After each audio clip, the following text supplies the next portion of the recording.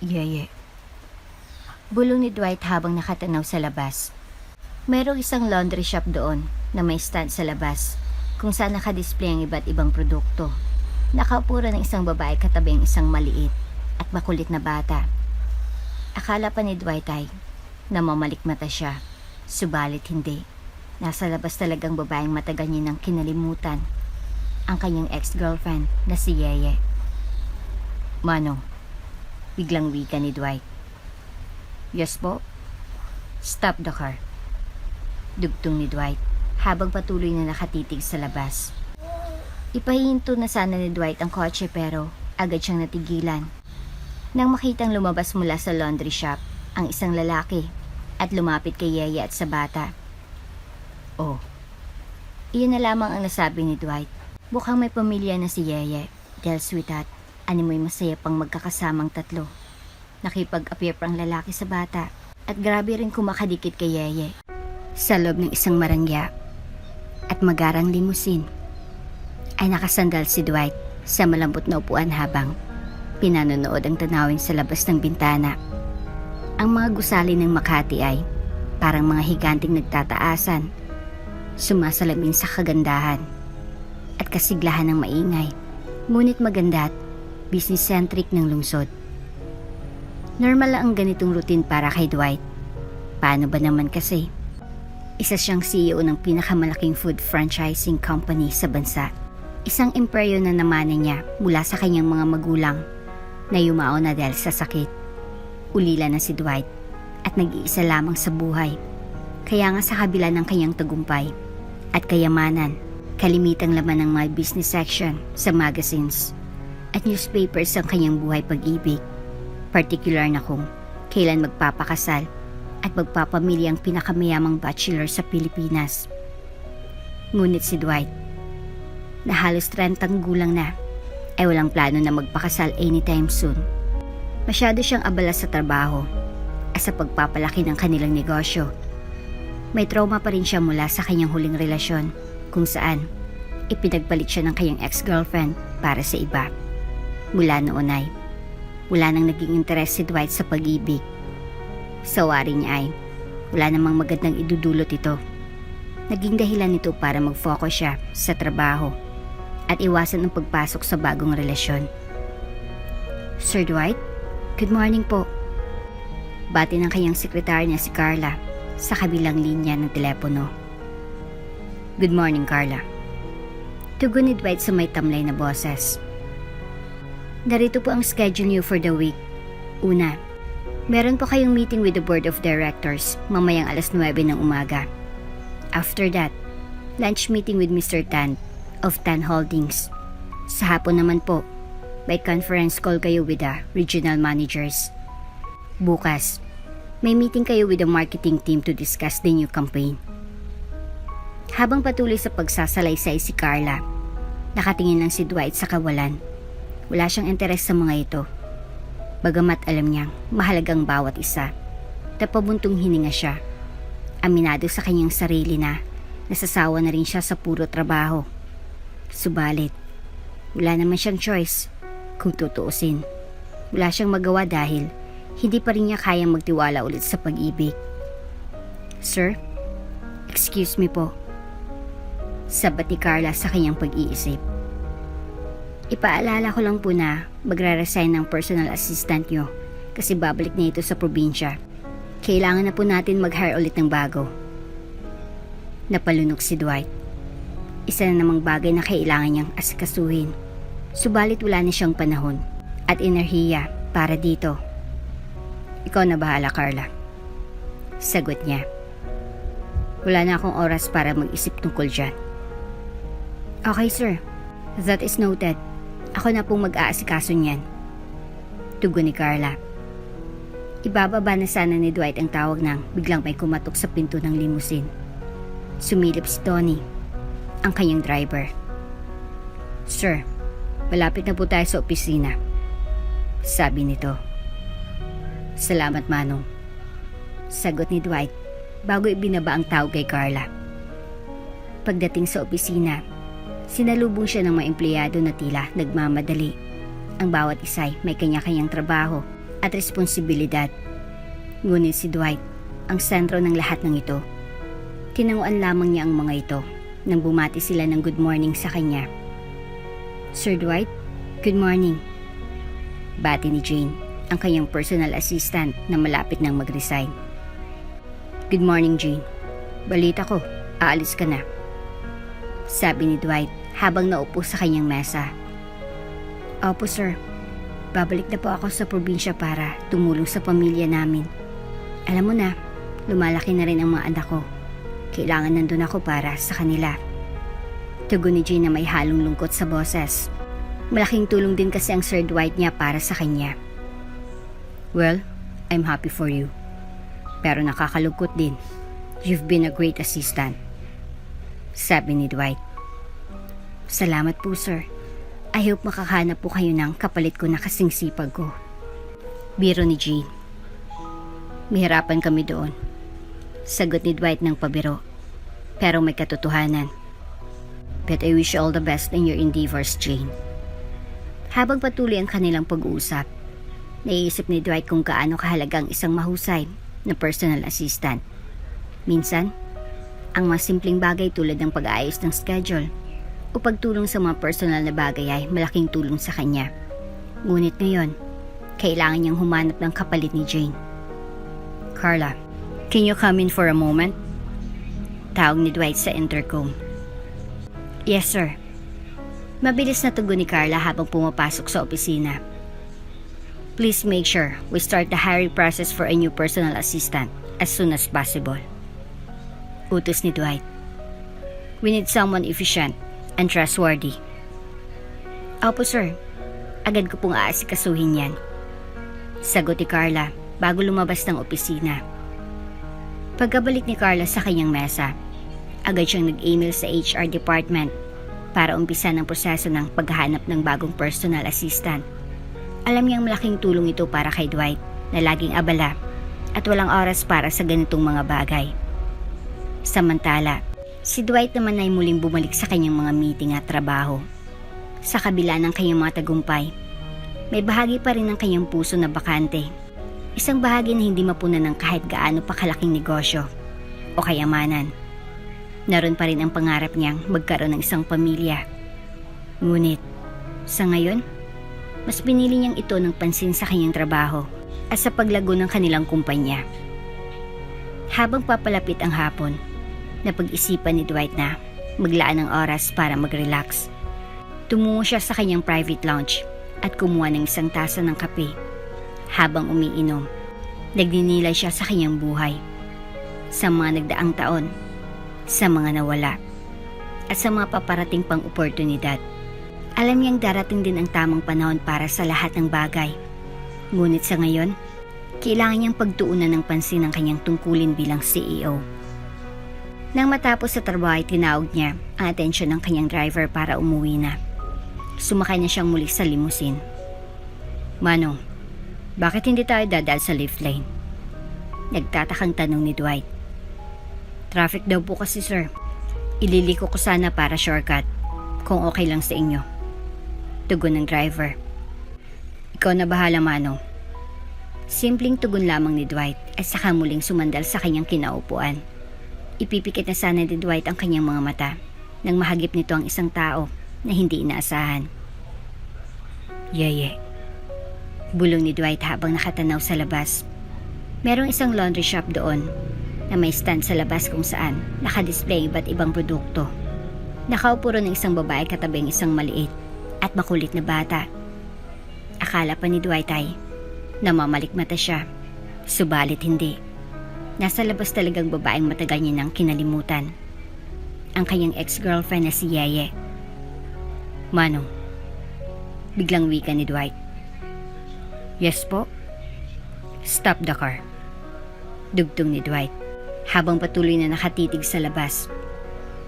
Ipahinto na sana ni Dwight ang kotse pero agad siyang natigilan nang makitang lumabas muli sa laundry shop ang isang lalaki at lumapit kay Yeye at sa bata. Oh, iyon na lamang ang nasabi ni Dwight. Mukhang may pamilya na si Yeye dahil sweet ito at animoy. Masaya pang magkakasamang tatlo. Nakipag-appear pang lalaking bata at grabe rin kung makadikit kay Yeye. Hinto po tayo, sir? Tanong ng driver kay Dwight. Tumikim si Dwight at napabalik sa ulirat. No. Keep moving. Sagot ni Dwight at saka binaliwala ang nakita. Iwinaksin niya na kung ano-ano mang ideya ang pumapasok sa kanyang isipan. Dahil mukhang mas mainam na iwan na lamang sa nakaraan kung ano man ang namagitan sa kanilang dalawa ni Yeye. Ngayong masaya na ito sa kanyang pamilya. Samantala, sa isang maliit at masayang laundry shop sa kanto, abala si Yeye sa pagtatrabaho habang naglalaro sa tabi ng kanyang anak na si Russell. Isang masiglang 8 taong gulang na bata. Kung hindi siya tumatao sa paglalabada ay pumapwesto naman siya sa stand sa labas kung saan nagtitinda siya ng mga sabong panlaba at Fabco na produkto rin ng laundry shop.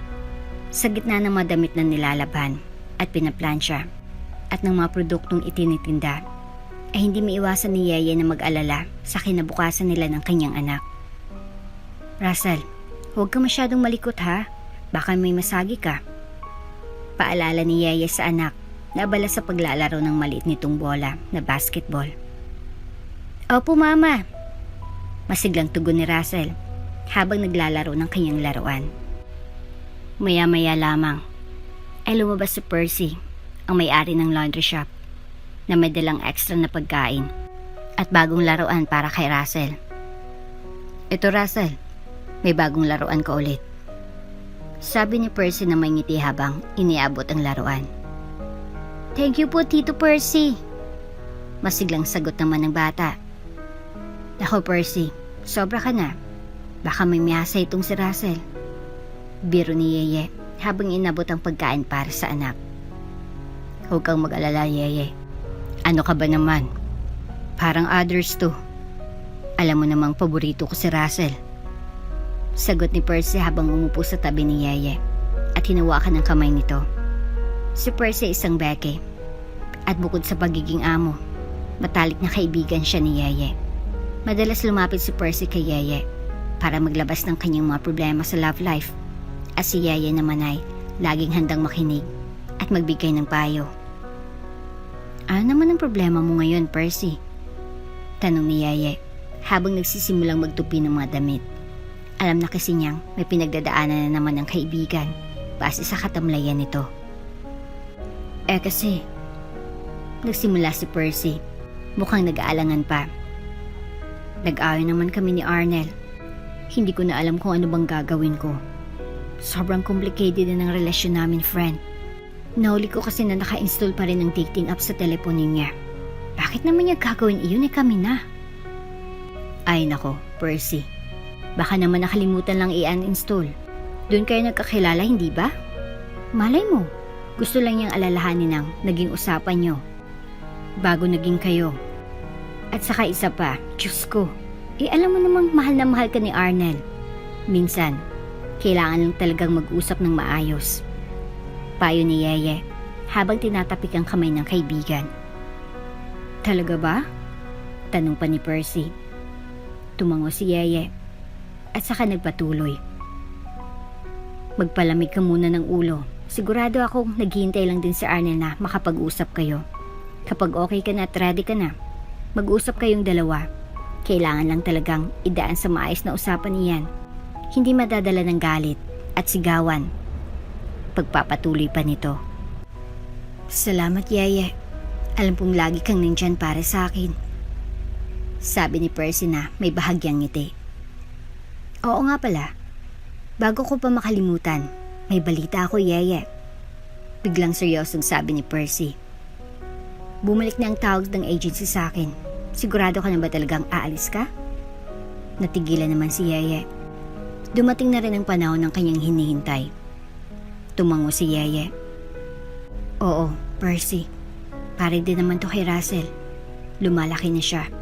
At kailangan namin ng mas magandang buhay. Hindi sapat na maging tauhan lang ako sa laundry shop. Mahirap ang buhay ngayon. Mataas ang mga bayarin. Naintindihan ko naman, friend. Pero alam mo namang handa akong tumulong. Hindi mo kailangang umalis. Sabi ni Percy na may halong pag-aalala. Pwede naman kitang taasan ng sweldo. Salamat, Percy. Pero alam mo namang, nahiya rin ako. Amo kita at kaibigan. Hindi ko kayang umasa lagi sa'yo. Sagot ni Yeye habang pinipilit na ngumiti. Kailangan ko rin gawin ito para sa aming mag-ina. Alam mo naman, mahirap maging single mom. Ay, idol na idol kitang single mom. Pero sige, kung desidido ka na talaga, ay ako na munang bahala kay Russell habang wala ka. Pangako naman ni Percy. Nagyakap pa silang dalawa. Kung tutuusin, ay napakalaki na talaga ng utang na loob ni Yeye sa kaibigan. Hindi naman kasi siya tinuring kailanman nito na bilang isang hamak na tauhan lamang. Bagkusay, naging sandigan na rin nilang isa't isa. Kinabukasan, maagang nagtungo si Yeye sa agency para malaman kung kailan siya makakaalis. Handa naman kasi ang lahat ng kanyang papeles. Gusig na lamang ang kanyang hiningi para masigurong maayos na ang lahat pagpunta niya sa Milan. Habang naghihintay, biglang pumasok si Carla, ang sekretary ni Dwight. Nilapitan nitong head ng agency at nagtanong, "Excuse me, nandito raw ang ipapadala niyo? Pwede na ba siyang makausap?" Sambit ni Carla. Tumungo naman ang head at itinuro si Yeye na nakaupo sa isang gilid. "Siya po, madam. Yeye Arnaez. Pwedeng-pwede po siyang maging PA. Pasok na pasok sa job description na hinahanap ninyo." Paliwanag ng head ng agency. Ang lahat ng iyon ay narinig ni Yeye. Bigla namang napatayo si Yeye. Lumapit sa kanya si Carla. "Are you up for the job?" Tanong naman nito. "Na-background check ka naman ng agency. Wala namang criminal records. Okay na okay ka at mukhang mapagkakatiwalaan naman." Nagtaka si Yeye at hindi makapaniwala. "Ako? Bakit ako magtatrabaho bilang personal assistant? Alis ako papuntang Milan." Apila pa ni Yeye. Planado na ang kanyang pagiging OFW dahil ayun naman talaga ang trabahong kanyang inaasahan. Kung hindi siya makapupuntang Milan, ay isa naman siyang lugar mapapadpad. Ipinaliwanag ng head ng agency na nagkaroon ng hindi pagkakaunawaan sa employer sa Milan. Marami sa kanilang matetengga sa pag-alis, kaya mainam na rin may trabaho kaagad na naghihintay para kay Yeye at hindi masasayang ang kanyang pinaghirapan. Ngumiti si Carla at inilahad ang papel na naglalaman ng kanyang job description at offer. Matas ang offer, Yeye. At least kung magtrabaho ka bilang PA, hindi mo na kailangang umalis ng bansa. Stay in ka lang, pero pwede kang umuwi kapag weekend. Kung may pamilya ka o ano, at least makakauwi ka pa rin. Magandang offer, hindi ba? Nanlaki naman ang kanyang mga mata nang makita ang bayad. Personal assistant lamang pero ganun kalaki ang sweldo. Napaisip si Yeye. Hindi niya na kailangang magpalayo ng sobra kay Russell. "Sige, tatanggapin ko para sa anak ko." Sagot niya matapos ang ilang sandaling pagninilay. Kinabukasan, nagsimula na agad si Yeye sa kanyang bagong trabaho. Ang unang task niya ay magluto ng lunch para sa boss at dalhin ito sa opisina. Mahusay magluto si Yeye, kaya hinanda agad niya ang kanyang specialty na adobo at gumawa pa ng dessert na buko pandan para magpakitang gilas dito. Ngayon din niya makikilala kung sino ang kanyang boss. Hindi naman kasi inilahad-lahat ni Carla ang madetalye ukol dito. Basta alam lamang niya ay negosyante ang boss niya at nakatira sa isang subdivision at doon siya mananatili habang nagtatrabaho. Habang papalapit na sa opisina, namanga si Yeye sa ganda at tayog ng gusali. Hindi niya sukat akalain na ganito ang kanyang dadatnan. Napakayaman pala ng boss niya. Sino bang boss ko? Diyos ko. Napakayaman naman pala. Kaya naman pala ganun ang offer at hindi putyo-putyo. Ay nako, sana naman hindi masamang ugali at hindi mata pobre.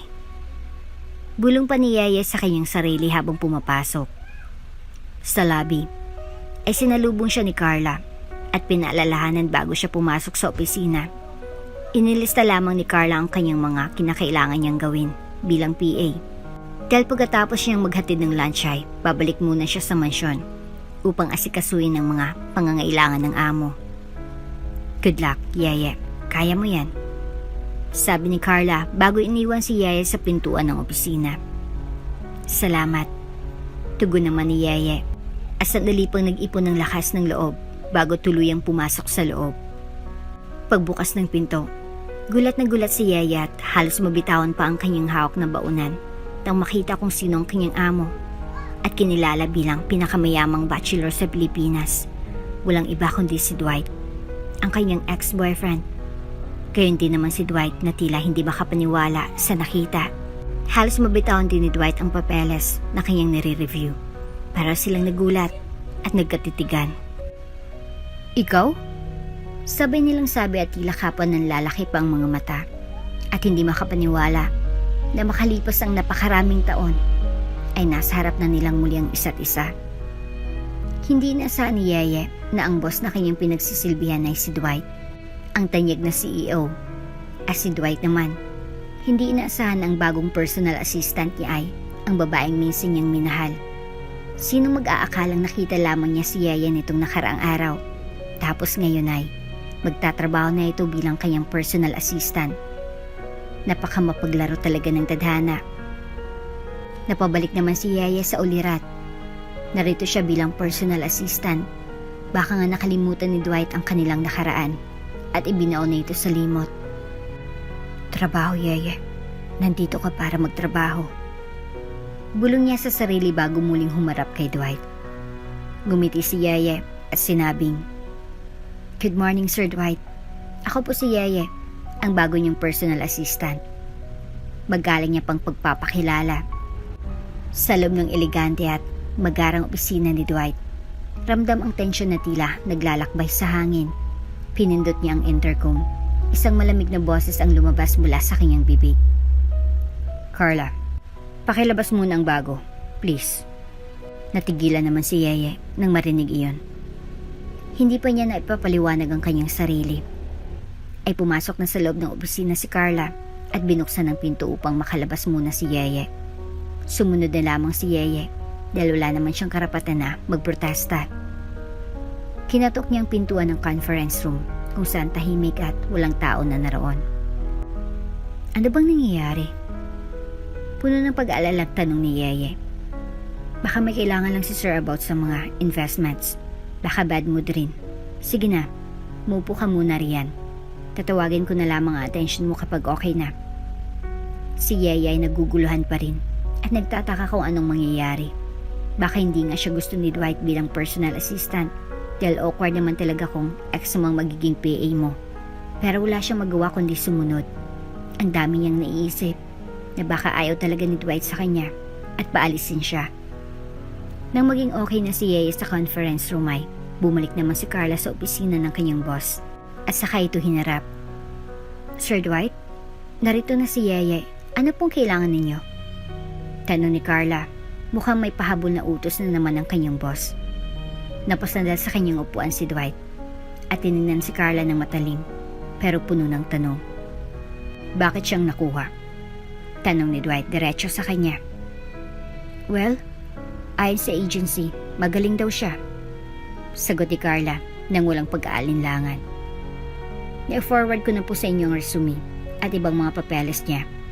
Okay naman daw siya, tsaka pinagkakatiwala naman power agency na iyon.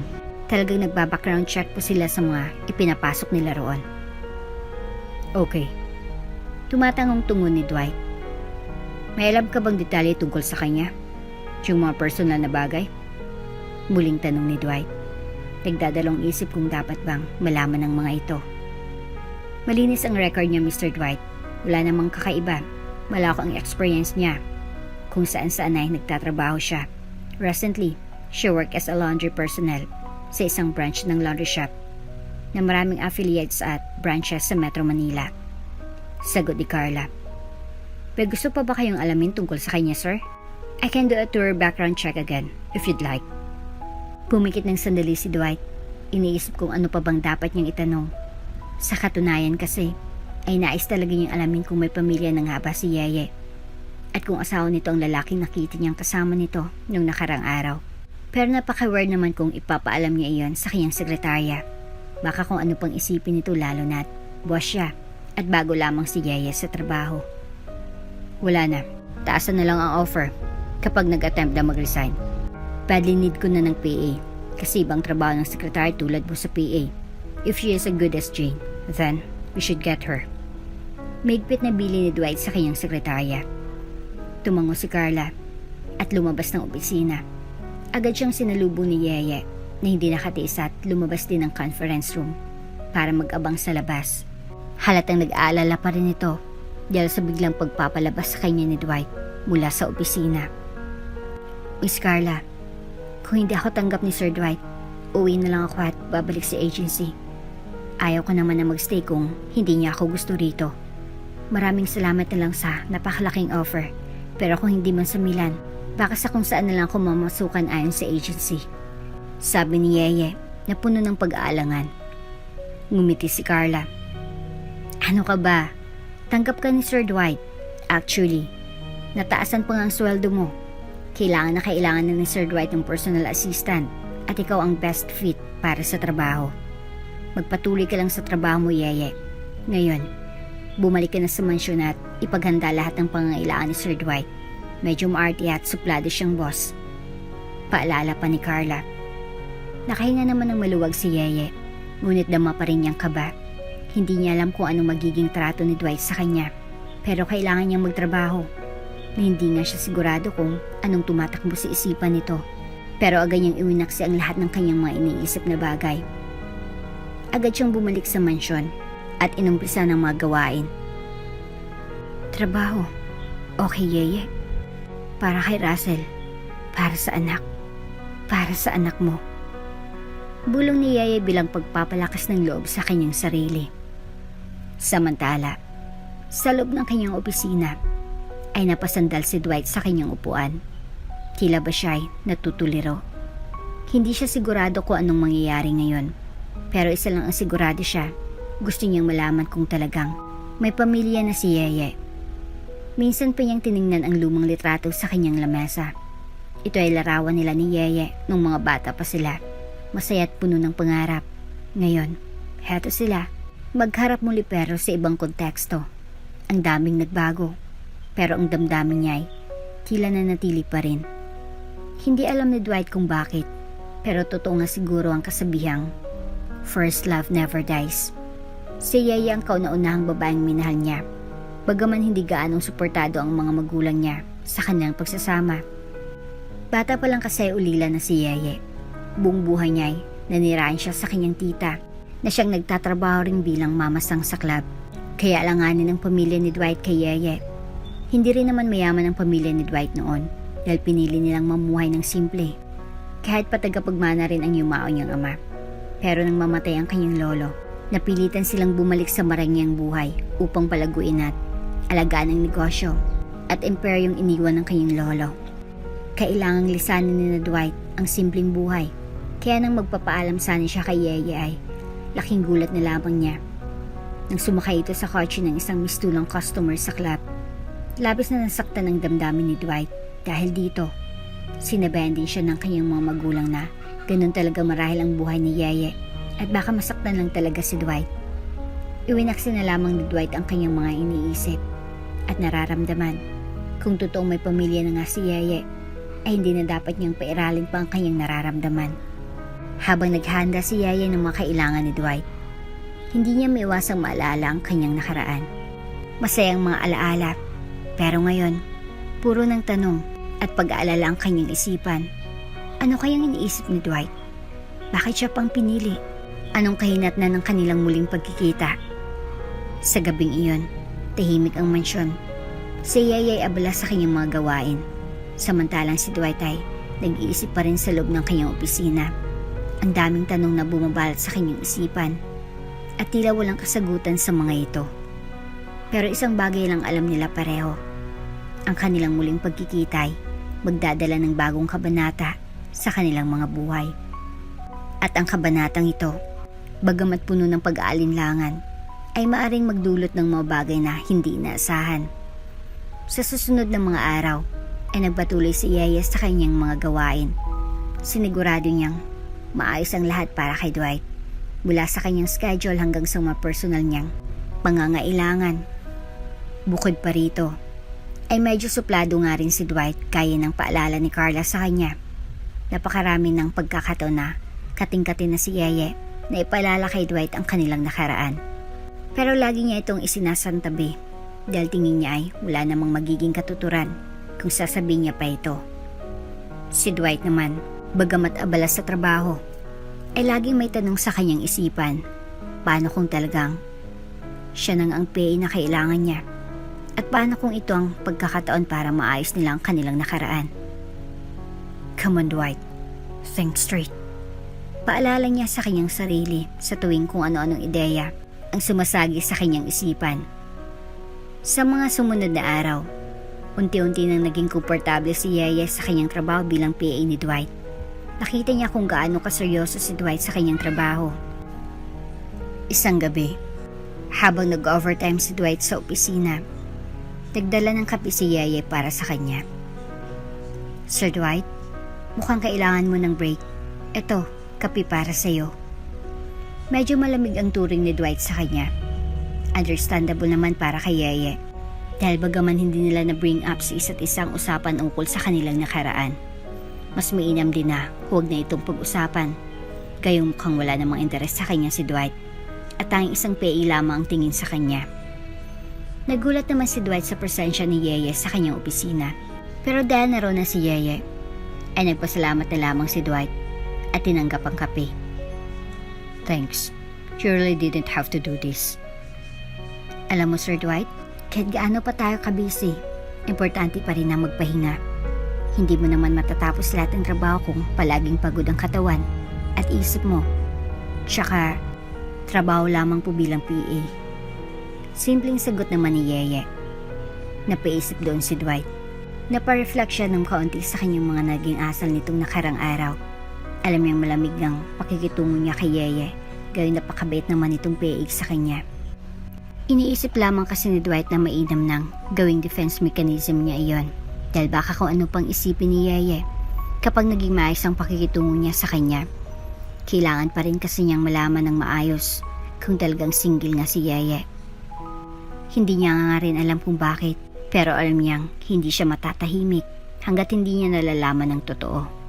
May kailangan pa po ba kayo, sir? Tanong pa ni Yeye. Umiling naman si Dwight at nagpapasalamat na lamang si Yeye sa kanya bago magpaalam. Sige po, sir. Tawag na lang po kayo kapag meron. Nakangiting sagot ni Yeye. Bago pa tumalikod si Yeye ay napansin ni Dwight ang kakaibang kislap sa mga mata ni Yeye. Tila ba mayroong bagong sigla at inspirasyon. Hindi niya maiwasang mapabuntong hininga.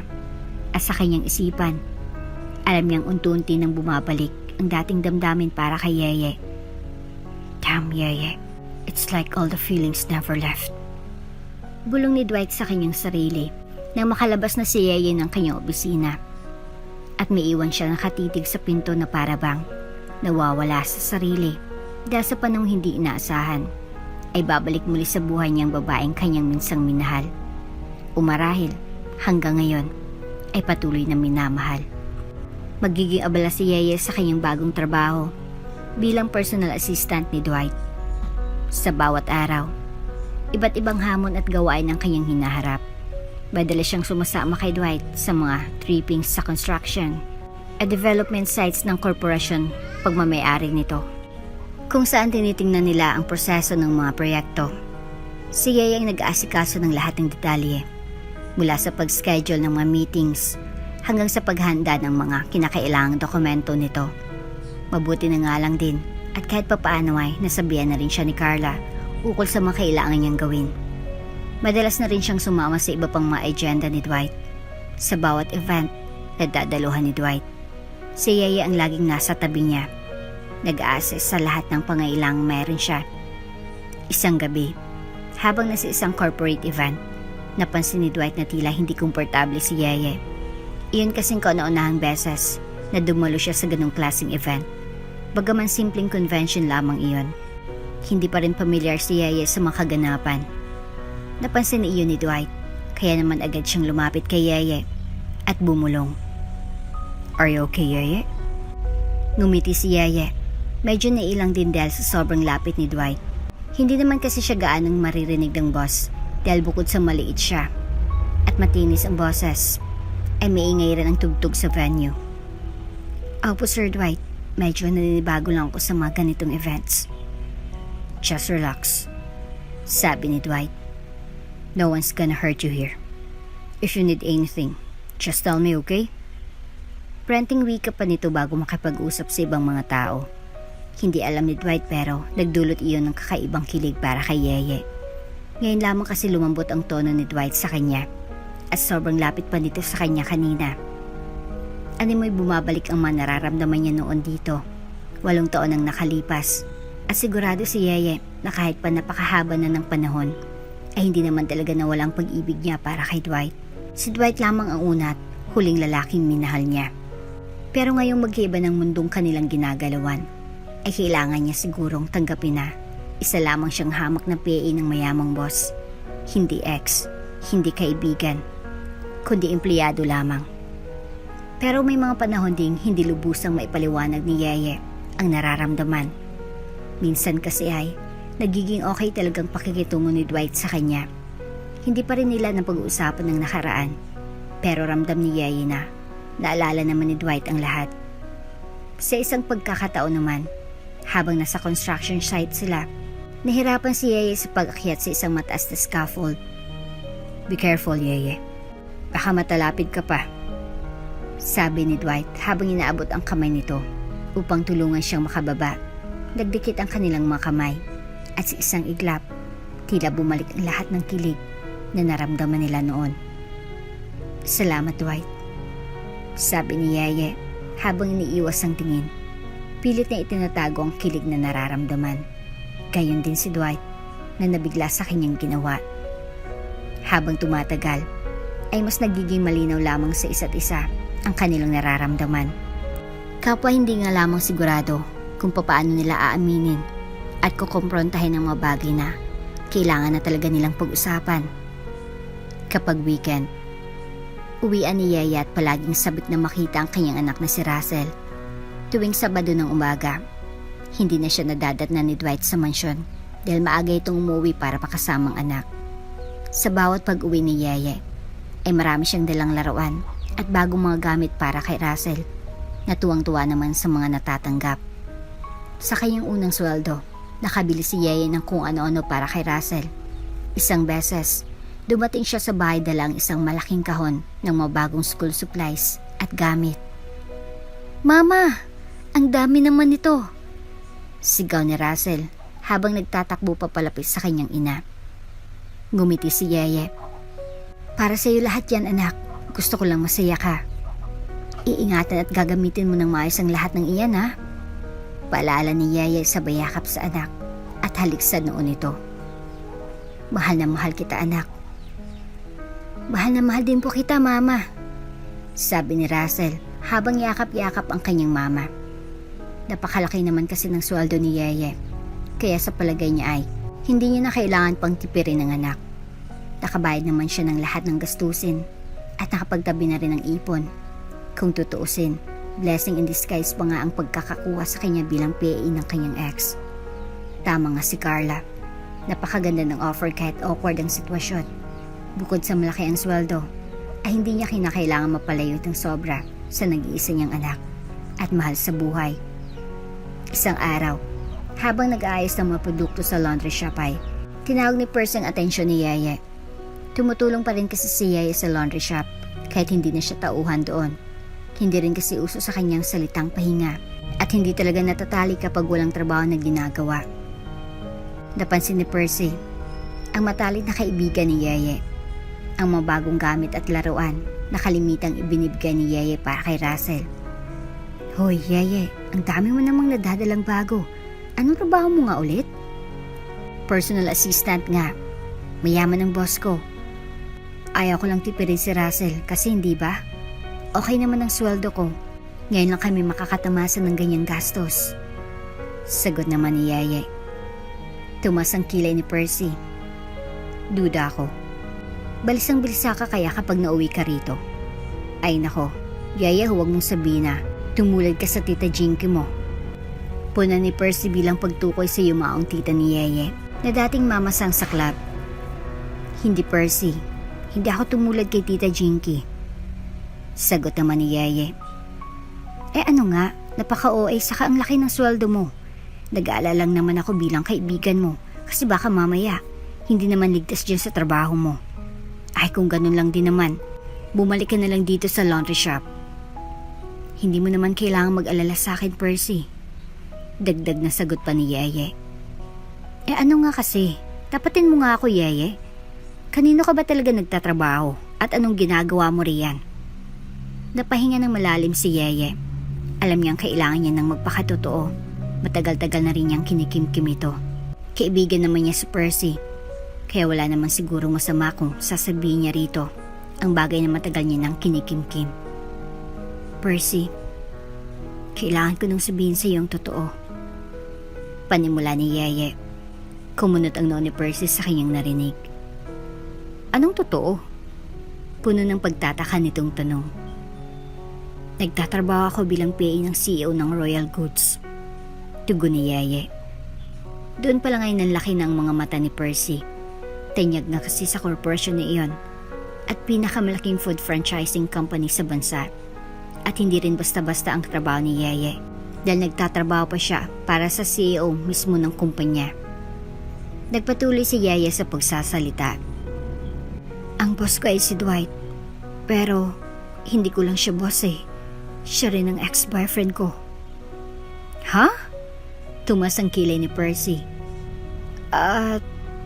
Napabuntong hininga si Yeye. Iniisip kong dapat bang ituloy ang susunod na sasabihin. At siya rin ang tatay ni Russell. Nagulat si Percy sa narinig. Ano? Boss mo ang tatay ni Russell? Tumaas ng tono ng boses nito. Shh! Huwag kang maingay please. Pakiusap ni Yeye. Agad namang kumalma si Percy at saka bumulong. Hindi mo agad sinabi sa kanya? At bakit ngayon mo lang sinabi sa akin? Ay Diyos ko friend. Mahabang kwento. Percy, hindi ko kasi alam kung paano ko sisimulan. Ayokong gulin ang buhay ni Russell. Tsaka isipin mo, napakayaman na ni Dwight ngayon.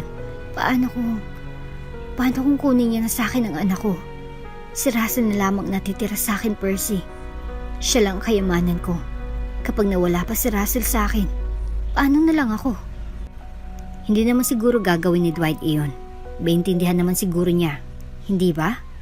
Minsan yun namang minahal ang isa't isa. Wika ni Percy sa pag-asang gagaan ng loob ng kanyang kaibigan. Sana nga maintindihan niya. Pero ngayon, kailangan ko na sigurong harapin ang lahat. Sabi ni Yeye habang pilit na pinipigilan ng luha. Yeye, kailangan mong sabihin kay Dwight. May karapatan siyang malaman. At si Russell, may karapatan din siyang makilala ang kanyang ama. Sabi ni Percy. Tumango si Yeye. Alam ko Percy, pero natatakot ako. Hindi ko alam kung paano ito gagawin. Sana magbigay ng pagkakataon si Dwight na makausap ko siya ng maayos. Habang sinasabi iyon ay isa-isang bumalik sa alaala ni Yeye ang naging pag-iibigan nila ni Dwight noong sila'y bata-bata pa. Si Yeye ay may masalimot na nakaraan na puno ng mga pagsubok at hinanakit. Noon siya'y 16 na taong gulang pa lamang. Isang trahedyang naganap sa kanyang buhay. Namatay ang kanyang ina sa isang aksidente. Ang kanyang ina na nagtatrabaho sa isang club. Ang tanging nag-alaga at nagpalaki sa kanya. Wala siyang kinilalang ama dahil hindi kailanman ito pinakilala ng kanyang ina. Customer lang din naman kasi sa club ang kanyang tatay. At marahil ay wala na rin intensyon ang ina niya na ipakilala ito noon. Lumaki si Yeye na puno ng pangarap at pagmamahal mula sa kanyang ina. Bagaman simple lamang kanilang pamumuhay, sapat ng kanilang pagsasama upang mapunan ang anumang kakulangan. Salat man sila sa pera, ay nag-umapaw naman sila sa pagmamahal. Subalit, biglang nagbagong lahat ng mangyaring trahedya. Isang gabi, habang pauwi ang kanyang ina mula sa trabaho, isang aksidenteng naganap. Bumangga ang sinasakyang jeep ng kanyang ina sa isang truck at agad itong binawian ng buhay. Nang malaman ni Yeye ang nangyari, para bang gumuho ang kanyang mundo. Kakagraduate lamang niya noon sa high school at papasok na sana sa kolehiyo, pero yun pang nangyari sa kanya. Sa pagkawala ng kanyang ina, ang tita Jinky ang kumukup kay Yeye. Si tita Jinky ay nagtatrabaho rin sa club Ngunit anong hirap ng buhay. Sinunod niya ang huling habilin ng kanyang kapatid na huwag hayaang magtrabaho si Yeye sa club. Si Tita Jinky nagsilbing bagong magulang kay Yeye, nag-alaga at nagbigay ng pagmamahal sa kanya. Wala namang anak si Tita Jinky dahil bukod sa mas bata ito sa kanyang ina, ay maingat talaga ito at nagsisigurong hindi mabubuntis dahil sa hirap ng buhay. Ngunit dahil sa kakulangan sa pera, hindi niya rin kayang pag-aralin si Yeye sa kolehiyo. Pasensya ka na, Yeye. Hindi ko kaya. May mga utang din akong binabayaran. May mga naiwan ding utang ang nanay mo na kailangan kong punan. Kung gusto mo mag-aral, magtrabaho ka. Pero hindi sa club. Iyon ang pasensya ni Tita Jinky kay Yeye. Naunawaan naman iyon ni Yeye. Isang bagay ang binubuhay at inaalagaan siya ng kanyang Tita Jinky. At hindi hinayaang malihis ang landas. Kaya ayos na rin siguro kung siya nang magpaaral sa sarili upang makatulong sa mga gastusin at makapag-ipon. Nagtrabaho si Yeye bilang isang tauhan sa maliit na grocery. Hindi naging madali ang lahat para kay Yeye. Ngunit determinado siyang bumangon mula sa trahedya at magpatuloy sa buhay habang bitbit ang yumaong nanay bilang inspirasyon. Doon sa maliit na grocery nagsimula ang lahat at nagbago rin ang buhay ni Yeye. Isang araw, habang nag-aayos ng mga panindas ni Yeye, pumasok si Dwight, isang regular na suki ng kanilang tindahan. Si Dwight ay isang masayahin at palabiro na binata. Madalas siyang nagpapatawa kay Yeye tuwing bibili siya sa grocery. Nagsimula silang magkwentuhan at sa kalaunan ay naging magkaibigan. Habang lumilipas ang mga araw, naging malapit ang dalawa sa isa't isa. Si Dwight ang naging sandalan ni Yeye sa mga panahong malungkot siya. Nangungulilat na alala ang kanyang ina. Laging pinapagaan ni Dwight ang loob ni Yeye sa pamamagitan ng pagbibiro dito. At minsan ay paglibre pa ng merienda na siyang binili rin niya mula mismo sa grocery. Si Dwight naman ay humanga rin sa kasipagan at determinasyon ni Yeye. Hindi nagtagal. Unti-unti nilang naramdaman ang kakaibang damdamin para sa isa't isa. Teenage love, kung maituturing. At isang gabi, habang naglalakad sila pa uwi, inamin ni Dwight ang kanyang nararamdaman kay Yeye. Inamin din ni Yeye kay Dwight na nahulog na rin siya sa kanya. At sa gitna ng mga bituin at tahimik na gabi, ay naging sila. Masaya ang kanilang samahan at tila ba walang makakadlang sa kanilang pagmamahalan. Kahit pa nagsimula nang pumasok si Dwight sa college, ay sinisiguro niyang nakakadaan pa rin siya kay Yeye sa tuwing siya'y uuwi. Naging ganun ang routine nilang dalawa. Nagtatrabaho si Yeye habang si Dwight naman ay nag-aaral. Gayunpaman, hindi nila alintanang pagitan sa kanilang dalawa. Sa halip, ay determinado sila na sabay nilang maabot ang kanilang mga pangarap. Ngunit hindi nagtagal, nalaman ng mga magulang ni Dwight ang tungkol sa trabaho ni Tita Jinky ni Yeye sa club. Natakot sila para sa kanilang anak at gusto nilang ingatan si Dwight. Sa palagay kasi nila ay mapapahamak si Dwight kung mapapalapit ito kay Yeye. Kaya naman pinilit nilang paglayuin ng dalawa. Sinabi nila kay Dwight na hindi bagay si Yeye para sa kanya at kailangan niyang layuan ito. Naging malaking pagsubok ito sa relasyon ni Dwight at Yeye. Mahal nilang isa't isa. At naniniwala rin si Dwight na hindi naman talaga papasok si Yeye sa club dahil ipinagbabawal siyang magpunta roon. Sa kabila ng lahat ng komento ng mga tao, pati na rin ang hindi pagpahig ng mga magulang ni Dwight, ay hindi pa rin basta-basta na sumuko si Dwight. Sinabi niya kay Yeye na handa siyang ipaglaban ang kanilang pagmamahalan. Nangako si Dwight na mag-aaral siya ng mabuti sa kolehiyo upang magkaroon sila ng magandang kinabukasan at hindi na nila kailangan pang patunayan ang pagmamahalan nila sa kahit na sino. Nais siyang makasama si Yeye at tuluyang alisin ang anumang hadlang sa kanilang pagmamahalan. Sa mga sumunod na buwan, lalo pang pinatibay ng mga pagsubok ang kanilang relasyon. Pilit nilang ipinaglaban ang kanilang pagmamahalan sa kabila ng pagtutol ng mga magulang ni Dwight. Hindi nila alintana ang mga pagsubok dahil alam nila sa huli, pagmamahalan ang magwawagi. Habang nag-aaral si Dwight sa kolehiyo, patuloy nagtatrabaho si Yeye sa grocery.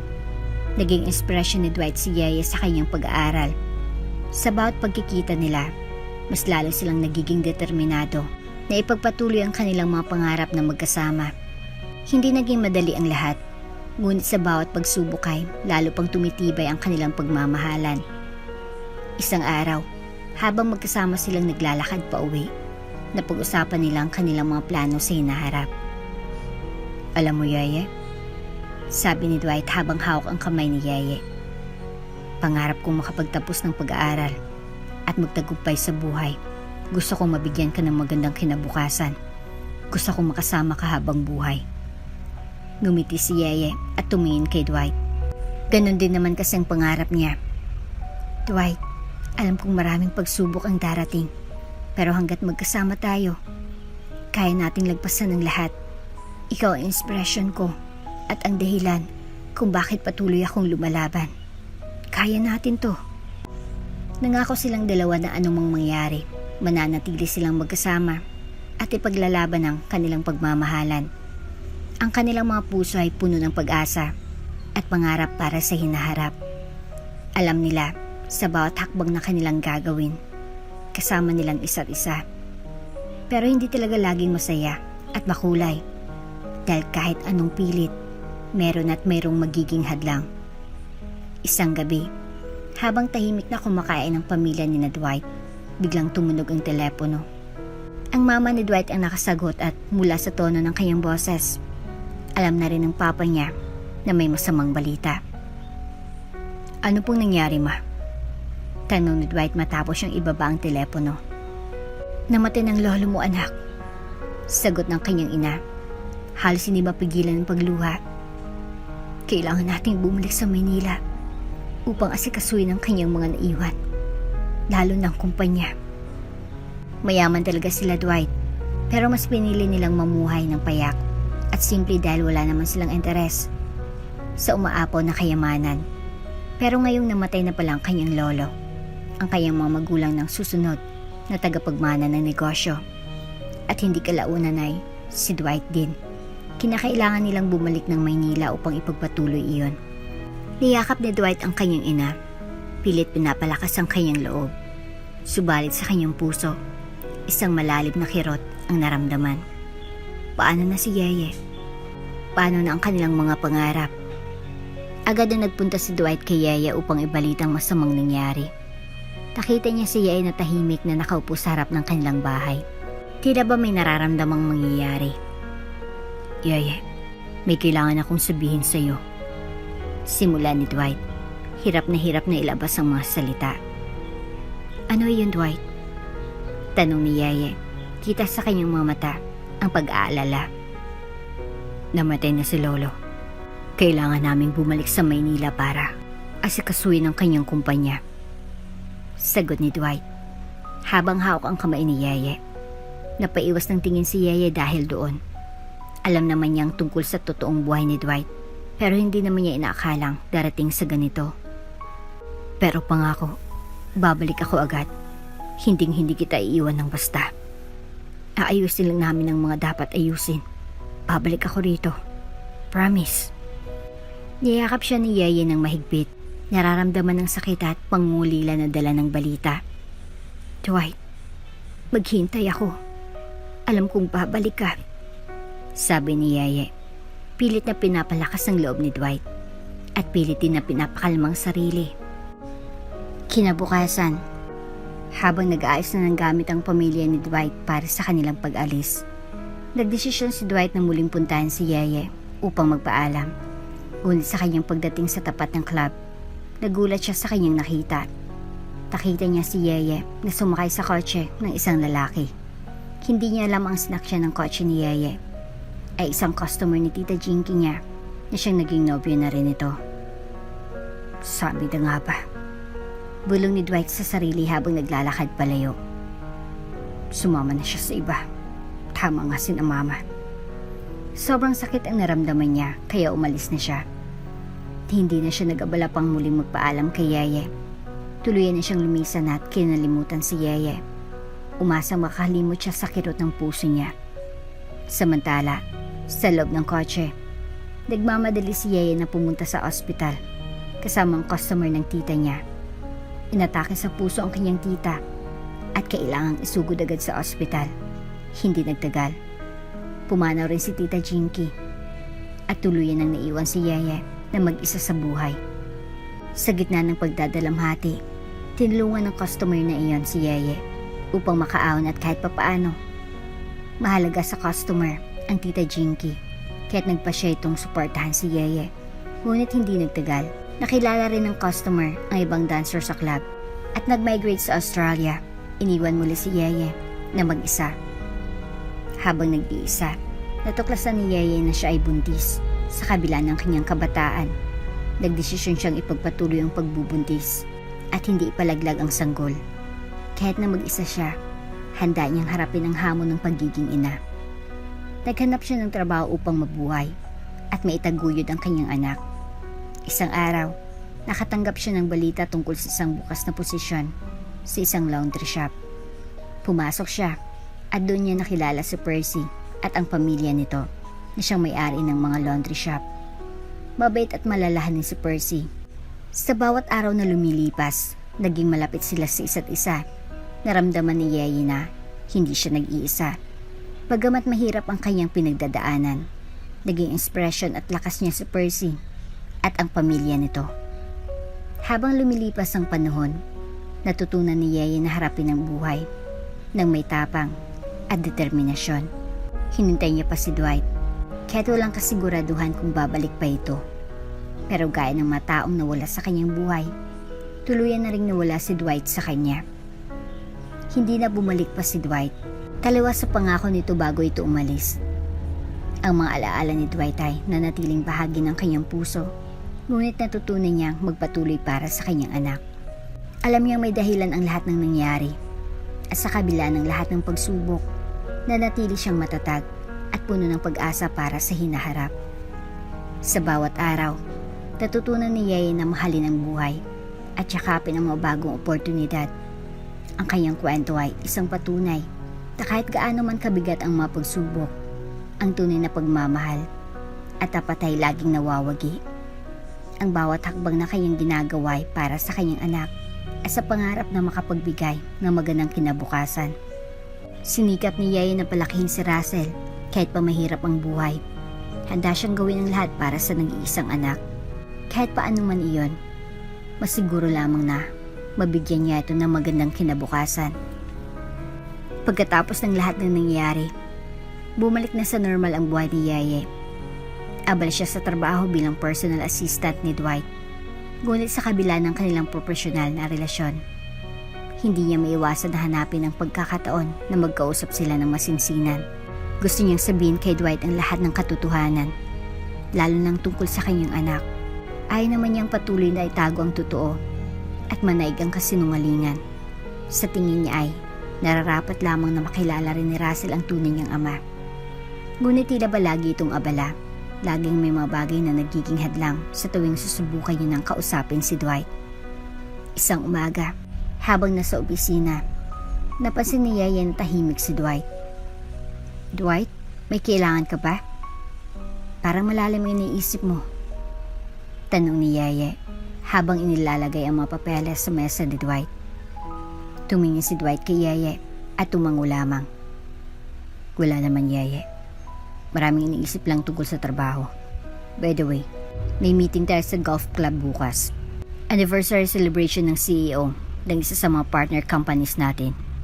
Kailangan kita roon. Natuwa si Yeye sa pagkakataong iyon. Iniisip na baka sa wakas ay magkaroon sila ng pagkakataon na mag-usap. Sige Dwight, maghahanda ako. Sagot niya, sabay ngiti sa kanyang boss. Kinabukasan, dumating ang araw ng pagpunta nila sa golf club. Naghanda si Yeye ng maayos. Sinisiguradong presentable siya at handang harapin ng mga tao sa event. Lalo na at mga mayayamang business owners ang naroon. Mamahalin at exclusive rin naman kasi ang golf club na kanilang pupuntahan. Pagdating nila sa golf club, agad silang binati ng mga staff. Si Dwight ay naging abala sa pakipag-usap sa mga kasama at mga investors, habang si Yeye naman ay tahimik na nakikinig at nagmamasid. Habang naglalakad si Yeye sa paligid ng golf course, nakilala niyang mga kadi na masiyahin at palakaibigan.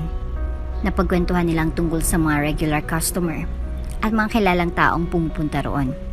Isang kading nagtanong, Ikaw bang girlfriend ni Sir Dwight? Hindi kasi siya nagdadala ng babae rito. Natawa si Yaya at umiling. Hindi, PA lang ako ni Sir Dwight. Hindi kami magkasintahan. Paliwanag niya. O talaga ba? In fairness, hindi ka mukhang PA para kang girlfriend. Piling biro pa ng kadi na siyang nagpapula naman sa pisngi ni Yeye. Pero sa kabila ng sagot at tanggi niya, naramdaman niyang paghinayang.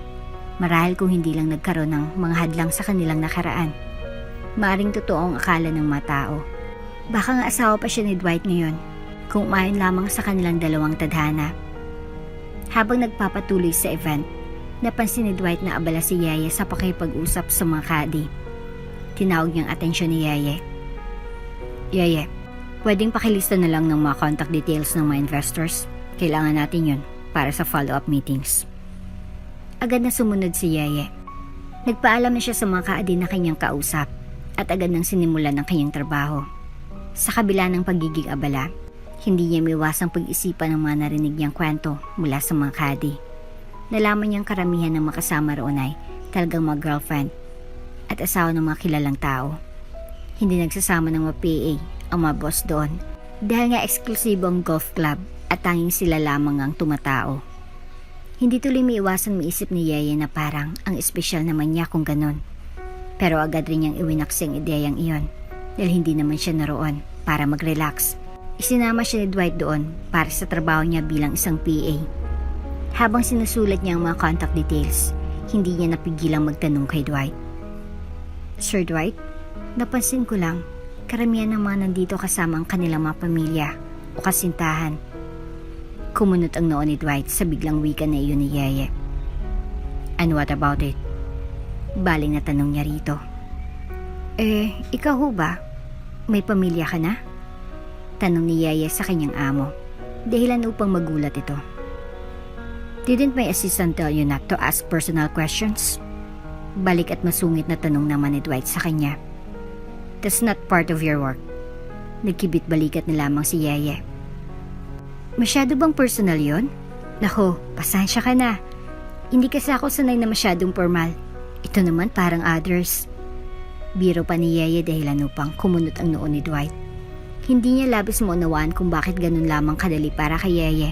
Ang umakto na ayos lamang ang lahat. Are you okay? Puno ng pagtatakang tanong ni Dwight. Ha? Ako? Oo, okay na okay ako. Paano hindi magiging okay Wala naman akong lalaking pinoproblema. Sabi nga ng mga kadi na kausap ko, mas okay na rin iyon. Ang sagot ni Yeye na iyon ay naging dahilan ng pagngisi ni Dwight. You're single? Hindi makapaniwalang wika ni Dwight. Tumango-tango namang sumagot si Yeye. Oo naman, single na single. Sagot pa ni Yeye kaya lalo pang napangisi si Dwight. Bakit ka bang umingisi? Nagugulang tanong ni Yeye.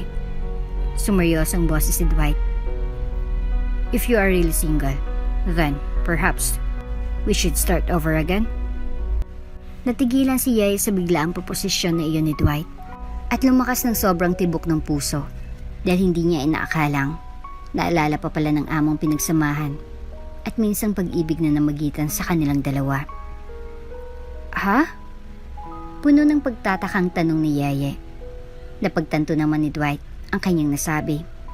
Halos lumakas ang tibok ng puso ni Yeye dahil hindi naman niya sukat akalain na alam naman ni Dwight ang lahat. Nag-aasta lamang ito na hindi sa hindi mawaring dahilan. Napatigil si Dwight sa kanyang ginagawa at tumingin kay Yeye. Anyway, about the family. Minsan iniisip ko rin yan. Pero sa dami ng responsibilidad na sa kumpanya at mga personal na issue, parang hindi ko pa kayang mag-settle down. At saka, may mga bagay na hindi ko pa kayang kalimutan. Sambit ito sabay titig ng diretso kay Yeye. Naramdaman ni Yeye ang bigat ng sinabi ni Dwight. Alam niyang may kinalaman iyon sa kanilang nakaraan. Pakiramdam niya ay perfect timing na rin iyon para sabihin niyang totoo. Tutal, naungkat naman ang dapat maungkat. Sir Dwight, may gusto sana akong sabihin sa'yo. Simula ni Yeye, pero biglang nagring ang telepono ni Dwight. Excuse me, Yeye. Kailangan ko itong sagutin. sabi ni Dwight habang tumalikod para kausapin ang nasa kabilang linya. Napabuntong hininga si Yeye. Muli, tila hindi pa rin tamang oras para sabihin ang lahat kay Dwight. Habang pinagmamasdan niyang paligid, napaisip siya sa kanilang nakaraan at kung paano nagbago ang kanilang mga buhay.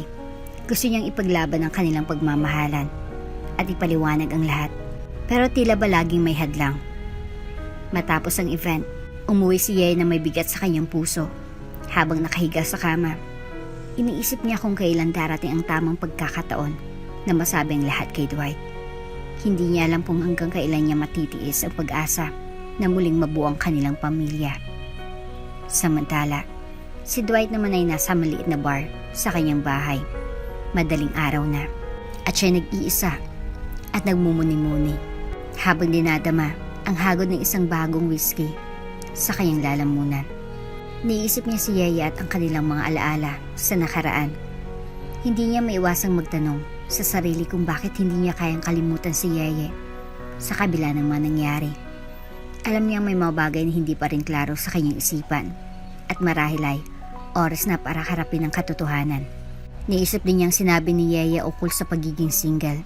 Ibig sabihin ba nun ay hindi pamilya ni Yeye ang kasama niya sa laundry shop nung nakita niyang muli? Dwight, stop this nonsense. Piling-iling na wika ni Dwight sa sarili. Hindi na dapat niyang ini-entertain ang kung ano-anong bagay na wala namang katuturan. Nagpatuloy ang mga araw at naging malapit na muli sina Yeye at Dwight. Naramdaman ni Dwight ang muling pagdating ng isang mainit na pakiramdam sa kanyang puso. Lalo na nang maalala ni Yeye ang kanyang kaarawan. Isang bagay na matagal nang kinalimutan ni Dwight dahil wala nang nakakaalala. Ngunit sa pagkakataong ito, naalala ni Yeye. Naging ambala si Yeye sa pag-ayos ng isang maliit na sorpresa para kay Dwight. Nagluto siya ng paboritong pagkain ni Dwight at naglagay ng ilang dekorasyon upang gawing espesyal ang gabing iyon. Alam niyang malayo pa ang kanilang mararating, ngunit gusto niyang ipakita kay Dwight na mahalaga ito sa kanya. Pag-uwi ni Dwight mula sa opisina, gulat na gulat siya sa kanyang nadatnan. Surprise! Bati ni Yeye. May ngiti sa kanyang mga labi. Nakita ni Dwight ang mga pagkain at dekorasyon na inihanda ni Yeye. Oh, what's this, Yeye? Tanong ni Dwight. Halatang hindi makapaniwala. Birthday mo kasi ngayon, Sir Dwight. Naalala ko lang. Kaya, happy birthday! Sabi ni Yeye. Sincero ang kanyang tono. Napangiti si Dwight. Hindi niya na maipaliwanag ang nararamdaman. Salamat, Yeye. Hindi ko akalain na may mag-aalala pa sa akin ng ganito. This is a good surprise. Wika ni Dwight. At sa kauna-unahang pagkakataon ay namalas ni Yeye ang sinserong ngiti mula sa labi nito. At para bang katulad rin ng mga ngiting natatanggap niya mula rito nung sila pa'y mga bata pa. Naging masayang gabing iyon. Nagkwentuhan sila. Nagbalik tanaw sa kanilang nakaraan. Nag-usap sila tungkol sa mga masasayang alaala nung magkasama pa sila. Awkward man nung una, ay nagawa nilang pag-usapan ng mga napagsamahan nila nung sila mga teenager pa lamang. Gaya ng mga alaala sa grocery at madalas na pagkain ng ice cream habang naglalakad pa uwi sa kani-kanilang mga bahay. Kahit na may mga hindi pa nasasabi, nararamdaman nilang muli ang nabubuo ang kanilang samahan. Sa kalagitnaan ng kanilang pag-uusap, naramdaman ni Yeye ang tukso na sabihin kay Dwight ang tungkol kay Russell. Ngunit pinili niyang itago muna ito. Masyado nang magaan ang hangin sa pagitan nila at ayaw niyang sirain ang magandang gabing iyon. Natapos ang gabi na may ngiti sila pareho sa kanilang mga labi. Para silang bumalik sa panahon ng kanilang kabataan, puno ng saya at pag-asa. Subalit, nang pagpatak ng madaling araw, ay biglang nagising si Yeye dahil sa isang tawag mula kay Percy. Yeye, kailangan mong pumunta rito agad. Sinugod namin si Russell sa ospital. Inaapoy siya ng lagnat. Puno ng pangambang wika ni Percy sa kabilang linya. Ano? Hiyaw ni Yeye. Agad nang madali si Yeye. Wala siyang ibang iniisip kundi ang kaligtasan lamang ng anak. Nang papalabas na siya ng bahay, nadatnan niya si Dwight na umiinom ng wine sa may veranda. Yeye, saan ka pupunta? Madaling araw na. It's too late. Are you even fully awake? Tanong ni Dwight. Halatang pag-alala sa kanyang boses. May kailangan lang akong puntahan, Sir Dwight. Importante ito. Sagot ni Yeye. Halatang nagmamadali at hindi mapakali. Nagtaka namang labis si Dwight dahil sa inasal ni Yeye na kanina lamang ay masigla pero ngayon ay tarantang-taranta na. Pwede bang kumalma ka? Or what? Hindi ba makapaghintay ang pupuntahan mo? Madaling araw na. Wala ng tao sa labas. Tanong ni Dwight. Pilit na pinipigilan ng sarili na magtanong pa ng higit. Hindi sumagot si Yeye. Alam niyang hindi niya maipapaliwanag ng maayos kay Dwight ang sitwasyon. Pasensya na, Sir Dwight. Kailangan ko talagang umalis. Ako nang maghatid sa'yo. Alok ni Dwight, ngunit umiling si Yeye. Hindi na, Sir Dwight. Kaya ko na ito. Sabi ni Yeye, bago nagmamadaling umalis. Hindi yan na nilingon pang boss at kumaripos na ng takbo pa palabas. Yeye, wait! Hiyaw pa ni Dwight, pero tuluyan nang nakalayo si Yeye. Naiwan si Dwight sa veranda, nagtataka at puno ng pag-aalala. Hindi niya maintindihan ang biglang asal ni Yeye. Alam niyang may malalim na dahilan ang pagkilos nito, ngunit hindi niya pa rin ito makuha. Habang tinitingnan ng papalayo si Yeye, naramdaman niyang may isang malaking bahagi ng buhay ni Yeye na hindi niya alam. Bagaman napapalapit na sila sa isa't isa, para bang mayroon na rin siyang bagay na hindi nalalaman ukol dito. Habang papunta si Yeye sa ospital, mabilis na tumakbo ang kanyang isip. Kailangan niya makita agad si Russell. Hindi niya maiwasang mag-alala para sa kanyang anak. Kung inaapoy nga ito ng lagnat, marahil ay nasa delikadong lagay ito. Sa kabila ng lahat ng pagsubok at pag-aalala, nanatili siyang matatag at puno ng pag-asa. Alam niyang kailangan niyang harapin ang kinabukasan. Hindi lamang para sa sarili niya, kundi para rin kay Russell. Kailangan niyang maging matatag at umasa na magiging okay rin ang anak. Pagdating sa ospital, agad niyang tinanong ang nurse kung nasan si Russell. Dinala siya sa isang kwarto kung saan nakita niya si Percy na nag-aalaga kay Russell. Yeye, nandito na siya, sabi ni Percy. Sinisikap na pakalmahin si Yeye. Tumingin si Yeye kay Russell na tila ba natutulog lang sa kama. Pinagbastay niyang anak, nararamdaman ang bigat ng responsibilidad bilang isang ina. Russell, nandito na si Mama. Bulong ni Yeye hawak ang kamay ng kanyang anak. Denggang naging sakit ni Russell. Marahil ay nakuha niya ito sa paaralan. Kaya naman kinakailangan mo na i-confine si Russell hanggang sa tuluyan itong gumaling mula sa sakit. Hindi rin naman biro ang sakit nito at kinakailangan siyang mamonitor ng maayos. Huwag kang mag-alala, magiging okay rin si Russell natin. Pagpapakalma ni Percy sa kanyang kaibigan. Habang nagbabantay kay Russell, nagkaroon siya ng pagkakataon na mag-isip. Alam niyang darating ang araw na kailangan na malaman ni Dwight ang tungkol kay Russell. Ngunit sa ngayon, kailangan muna niyang siguraduhin na magiging maayos ang kalagayan ng kanyang anak. Sa kabila ng lahat, patuloy na bumabalik sa kanyang isipan ang mga sinabi ni Dwight. Alam niyang hindi magtatagal ay kakailanganin na nilang harapin ang katotohanan. Sa mga sumunod na araw, nanatili si Yeye sa ospital upang alagaan si Russell.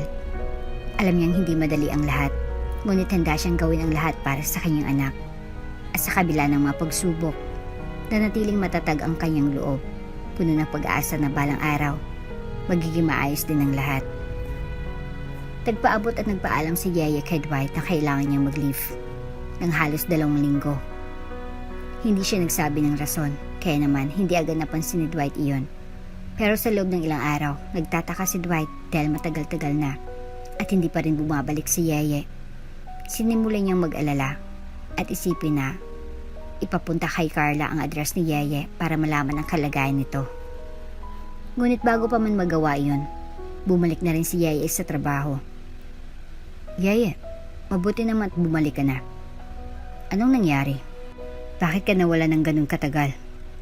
Tanong ni Dwight habang nakatingin kay Yeye. Ngunit umiiwas si Yeye sa mga tanong at ibinabalik lamang usapan sa trabaho. Pasensya na, Sir Dwight. Marami lang kailangang asikasuhin sa personal na buhay.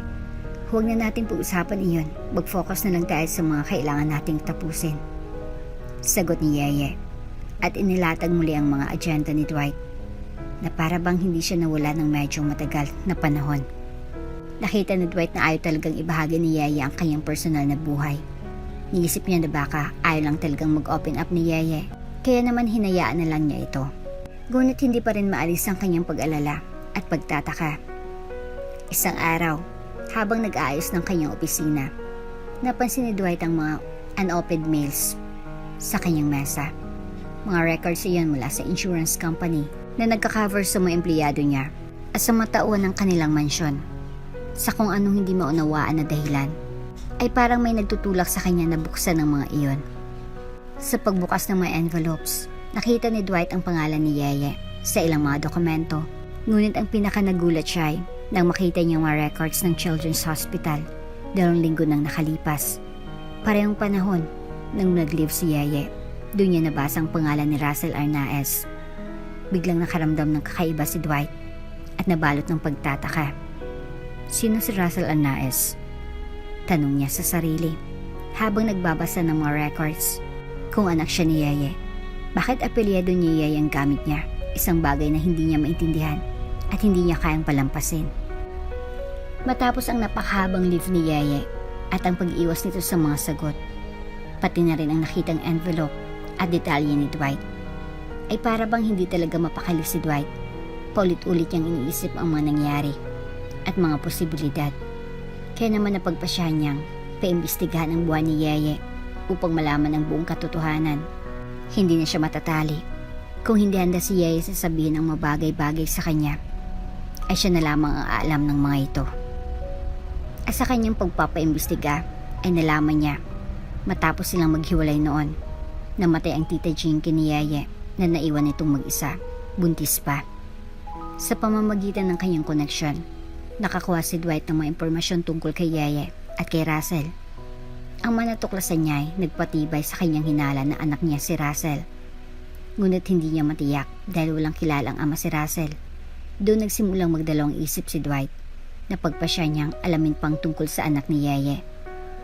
Isang hapon, sinadyang bumalik ni Dwight sa laundry shop kung saan nagtatrabaho si Yeye. Doon niya nakita si Russell kasama si Percy. Tumigil siya at pinagmamasdan ang batang lalaki mula sa malayo. Sobrang bilis ng kanyang tibok ng puso nang makita niyang kamukha niya si Russell. Lahat ng duda at pangambay tila naglaho, napalitan ng masidhing panadabik at pagmamahal para sa bata. Lukso ng dugo marahil ang naramdaman ni Dwight. Kahit panatanaw lamang niya si Russell mula sa loob ng kanyang sinasakyang kotse. Pero alam niyang dapat niyang malaman ang katotohanan. Dapat niya nang kumprontahin si Yeye at alamin ang totoo ukol sa katauhan ng bata. Pagbalik niya sa mansyon, sinalubong siya ni Yeye. Sir Dwight, may tumawag na investor. Kailangan niyo raw silang kausapin agad. May shipments daw na paparating sa loob ng 3 araw. Sabi ni Yeye habang inaabot ang telepono. Ngunit pinutol agad siya ni Dwight, puno ng emosyon sa boses nito. Yeye, kailangan nating mag-usap. Seryosong wika ni Dwight, natigilan si Yeye roon at agad na kinabahan. Ako bang ama ni Russell? Diretsong tanong ni Dwight, ang kanyang mga matay puno ng pangungulila. Nabigla si Yeye sa tanong ni Dwight. Hindi niya alam kung papaano magsasalita.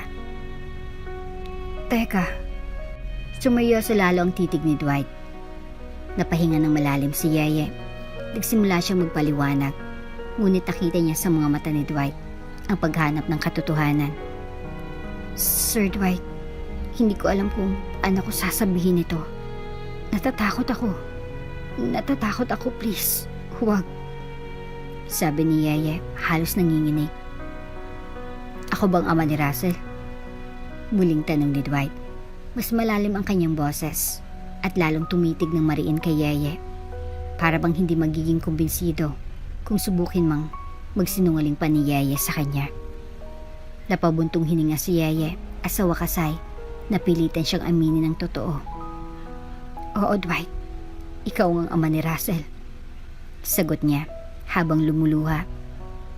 Pasensya na. Hindi ko kayang sabihin noon. Natatakot ako. Hindi makapaniwala si Dwight sa narinig.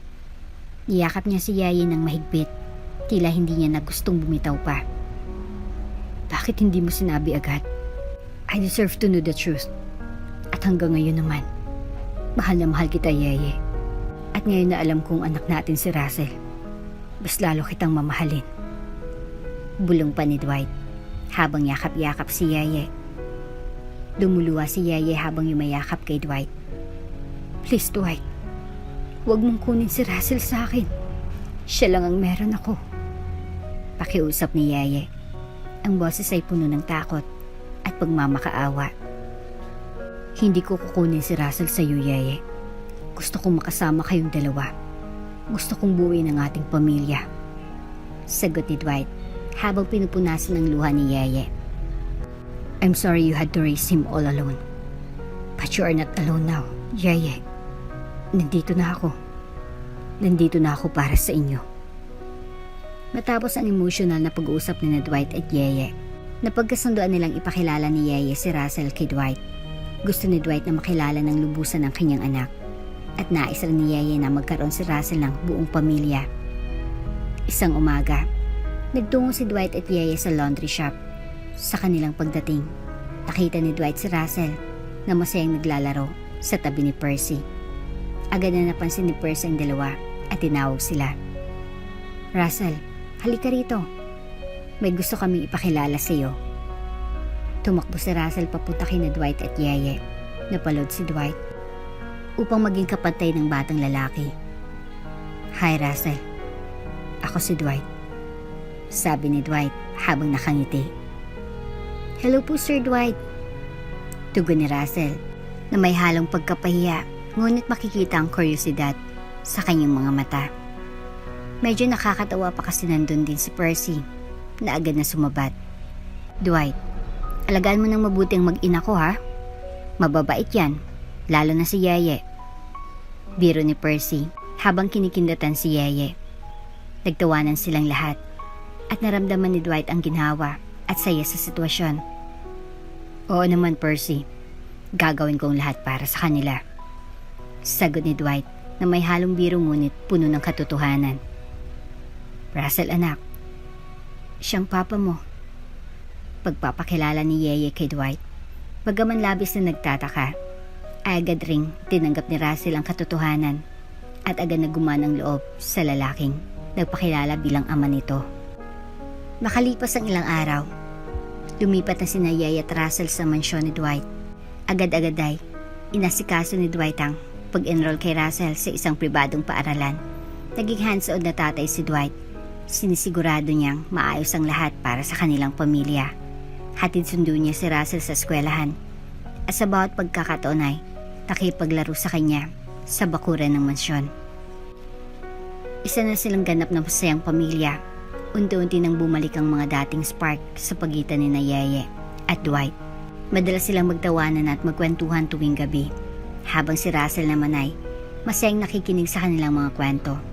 Ang mga araw nila ay puno ng saya at pagmamahalan at tila wala nang makakapagpigil sa kanilang kaligayahan. Sa mga unang araw ng paglipat nila, nagkaroon ng adjustment period si Yeye at Russell. Hinisanay si Russell sa marangyang pamumuhay sa mansyon, ngunit tinulungan siya ni Dwight na maging komportable. Isinama ni Dwight sina Yeye at Russell sa isang tour ng bagong mansyon. Ipinakilala sila sa mga tauhan at ipinakita ang iba't ibang silid. I figure that since we are a family now, sa ibang lugar na tayo maninirahan. This is our new place and this is ours, sambit ni Dwight nang makarating ang mag-ina niya sa bagong mansyon. Wow, ang laki pala ng bahay na ito, sabi ni Yeye habang iniikot ang paningin sa paligid. Dwight naman, napakalaki. Sobra-sobra ito. Dugtong pa niya. Hindi siya makapaniwala na sunod-sunod ang pagbawi na gagawin ni Dwight para sa kanila. Oo, pero ngayon, mas masaya na dahil nandito na kayo. At dapat lang naman ito. Kulang pa to. To make up for all the years that I wasn't in our son's life. Sagot ni Dwight na may ngiti. Isang gabi, nag-organize si Dwight ng isang family movie night sa kanilang home theater. Pinili ni Russell ang palabas at nagsama-sama sila sa isang malaking couch. May kasamang popcorn at mga kumot habang pinapanood nilang pelikula. Naramdaman ni Dwight ang kasiyahan ng pagkakaroon ng buong pamilya. Nakayakap siya kay Yeye habang si Russell naman ay nakaupo sa kanyang kandungan. Nakakamiss pa lang ganito, sabi ni Dwight kay Yeye habang pinapanood ang pelikula. Oo, masaya. Nakasama ka namin, tugon ni Yeye habang nakangiti. Naging mabilis at magical ang lahat. Hindi na kailangan ng mahabang paliwanag. Puro pagmamahalan lamang. Hindi nagtagal, ipinakilala rin ni Dwight sina Yeye at Russell sa malalapit na business partners. Kinakabahan si Yeye dahil nakapagtataka nga naman kung dati ay PA lamang siya. Tapos ngayon ay ina pala ng anak ni Dwight. Ngunit pinawi ni Dwight ang kanyang takot. Huwag kang mag-alala, Yeye. There are all nice people. Isa pa, sila na rin halos ang pamilya ko. Kaya gusto ko rin makilala nila si Russell. Sa kanilang pagdating sa hotel ng mga malalapit na kaibigan ni Dwight, sinalubong sila ng mainit na yakap. Welcome, Yeye. And hello, you must be Russell. Ang laki-laki mo pala, sabi ng isang kaibigan ni Dwight habang niyayakap si Russell. Toshio, si Yeye at Russell, sabi ni Dwight habang ipinakilala sila. Masaya kami na makilala kayo ng lubusan. Mabuti na rin at sa wakas ay may pamilya na si Dwight. Masayang wika ng isang kaibigan ni Dwight habang kinakamayan si Yeye. Nagkaroon sila ng masayang salo-salo kasamang malalapit na kaibigan ni Dwight. Sa gitna ng kainan, maraming tanong ang mga kaibigan ni Dwight tungkol kay Russell at kay Yeye. Naging masaya ang kanilang kwentuhan at naramdaman ni Yeye na tanggap na siya ng mundong kinagagalawan ni Dwight ngayon. Sa pag-uwi nila sa mansyon, kinausap ni Dwight si Yeye. Kita mo? Tanggap na tanggap ka nila. Mahal nila si Russell at gusto nilang maging bahagi ng buhay natin. They are happy for me, as they should. Salamat, Dwight. Hindi ko akalain na magiging ganito kasayang lahat, sabi ni Yeye habang niyayakap si Dwight. Isa pang masayang alaala ng kanilang pamilya ay ang unang Pasko nilang magkakasama. Pinuno nila ng dekorasyon ang buong mansyon at nagtulong-tulong silang maglagay ng mga palamuti sa malaking Christmas tree. Sa sala, si Russell ang naglagay ng star sa tuktok ng puno habang tinutulungan siya ni Dwight. Ang ganda ng Christmas tree natin, Papa, sabi ni Russell habang tinitingala ang puno. Oo, anak, mas maganda dahil kasama natin si Mama, sagot ni Dwight habang hinaaplos ang ulo ni Russell. Sa bisperas ng Pasko, nagkaroon sila ng Noche Buena kasama ang mga kasambahay sa mansyon nila Dwight. Naganda si Yeye ng mga espesyal na putahe at nagkaroon sila ng masayang salo-salo. Pagdating ng hating gabi, nagkaroon sila ng gift-giving. Masayang masaya si Russell sa mga natanggap niyang regalo. Ngunit ang pinakamahalaga sa kanya ay ang pagkakaroon ng buong pamilya. Thank you, Mama. Thank you, Papa. I love you, sabi ni Russell habang niyayakap ang kanyang mga magulang. Love you too, anak, sabay na sagutin na Dwight at Yeye habang niyayakap si Russell. Habang tumatakbo ang mga araw, naging mas malalim ang sama ni Dwight at Yeye. Isang araw, habang naglalakad sila sa hardin ng mansyon, napag-usapan nilang kanilang mga pangarap para sa hinaharap. Alam mo, Yeye, pangarap ko magtayo ng negosyo para kay Russell. Gusto ko magkaroon siya ng magandang kinabukasan, sabi ni Dwight habang naglalakad sila. Maganda iyan, Dwight. Suportado kita riyan. Gusto ko rin magtayo ng maliit na negosyo para matulungan ang mga tulad ko na nangangailangan, sagot ni Yeye. Maganda yan, Yeye. Magtulungan tayo para matupad ang mga pangarap natin, sabi ni Dwight habang hawak ang kamay ni Yeye. Aakalain mo nga namang dumating ulit sila sa puntong hindi na nila kinailangan pang itago ang kanilang pagmamahalan. At sa ikalawang pagkakataon ay napag-usapan nilang muli ang mga pangarap nilang dalawa. Isang araw, niisipan ni Dwight na isama si Yeye at Russell sa isang weekend getaway. Pumunta sila sa isang resort sa Tagaytay kung saan nag-enjoy sila sa swimming pool at iba't ibang activities. Masayang masaya si Russell dahil sa mga bagong karanasan. Papa, ang saya-saya rito. Pwede po ba tayong bumalik dito ulit? Tanong ni Russell habang masayang naglalaro sa pool. Oo naman, anak. Gusto ko rin na magkaroon tayo ng maraming masasayang alaala rito. This was my favorite place growing up. Kahit papulit-ulit tayong pumunta rito. Okay lang. Sagot ni Dwight habang nagtatampisaw sa tubig. Habang nasa resort, nagkaroon din ng pagkakataon sina Dwight at Yeye na mag-usap ng masinsinan. Naglakad sila sa tabi ng lawa at napag-usapan ang kanilang mga plano para sa hinaharap. Alam mo Dwight, masaya ako sa takbo ng buhay natin ngayon. Gusto kong maging masaya lagi si Russell at sana magpatuloy ang saya natin. Sabi ni Yeye habang naglalakad sila. Oo Yeye, gagawin ko ang lahat para maging masaya ang pamilya natin. Mahal na mahal ko kayo. Sagot ni Dwight habang niyayakap si Yeye. Hindi ko talaga inakala na darating tayo sa ganito. Salamat at tinanggap mo kami. Hinawakan ni Dwight ang kamay ni Yeye. Ako ang dapat magpasalamat Yeye. Salamat dahil pinagkatiwalaan mo ulit ako. Salamat. Sa pagbalik nila sa mansyon, naging mas masaya ang kanilang buhay. Laging may mga aktibidad at bonding moments ang pamilya. Isang araw, nag-organize si Dwight ng isang family game night. Naglaro sila ng iba't ibang board games at nag-enjoy sa bawat laro. Talo ka na Papa! Sigaw ni Russell habang nananalo sa laro. Oo nga anak, magaling ka talaga. Sagot ni Dwight habang tumatawa. Pili at makulit talaga si Russell. Nakikita rin niya ang sarili sa anak habang tumatagal. Naging masaya ang kanilang family game night at naramdaman nilang mas lalong tumibay ang kanilang samahan bilang pamilya.